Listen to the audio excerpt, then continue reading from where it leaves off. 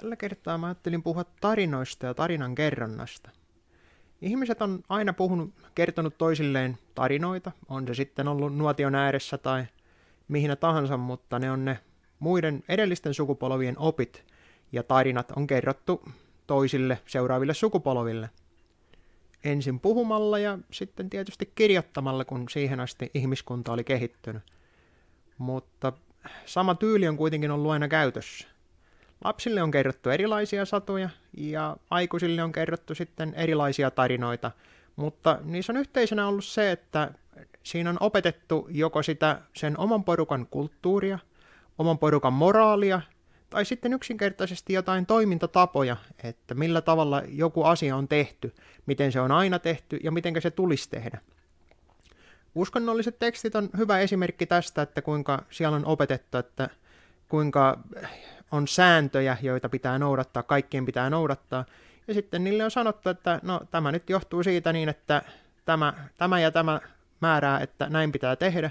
Ja ihmiset on ruvennut tekemään. Totta kai osa niistä säännöistä on ollut niin, että niillä on ollut oikeasti hyötyä, minkä takia joku on tehty.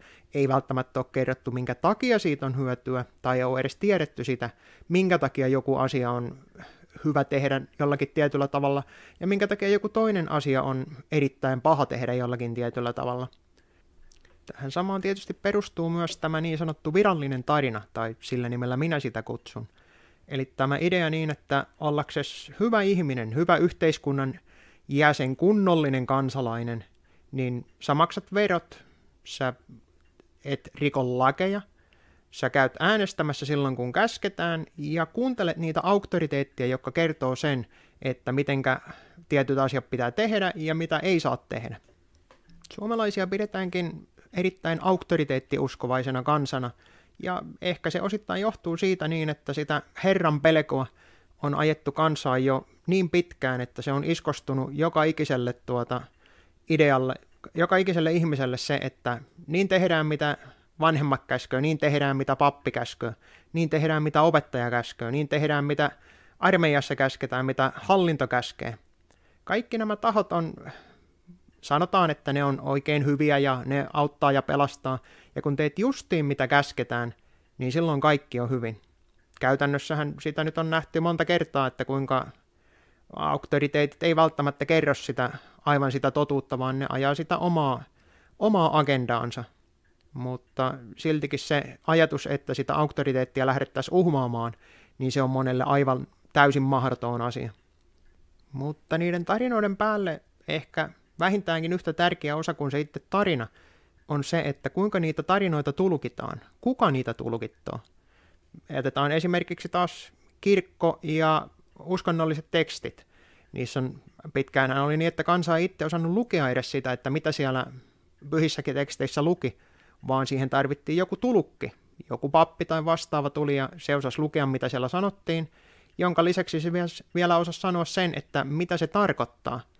Tällaista, että ihmiset olisi itse päätellyt, että mitä joku teksti tarkoittaa, niin sehän on täysin ennenkuulumaton ajatus muutenkin.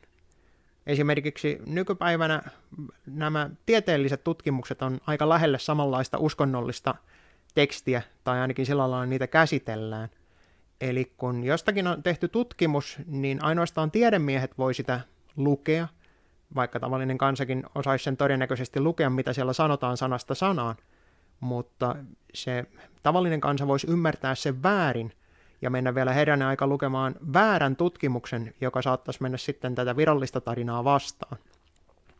Tämä tarinoiden tulkinta onkin sellainen asia, että mistä kannattaisi jokaisen pitää huomiota siihen niin, että kuka on se, joka tulkittoo ne tarinat.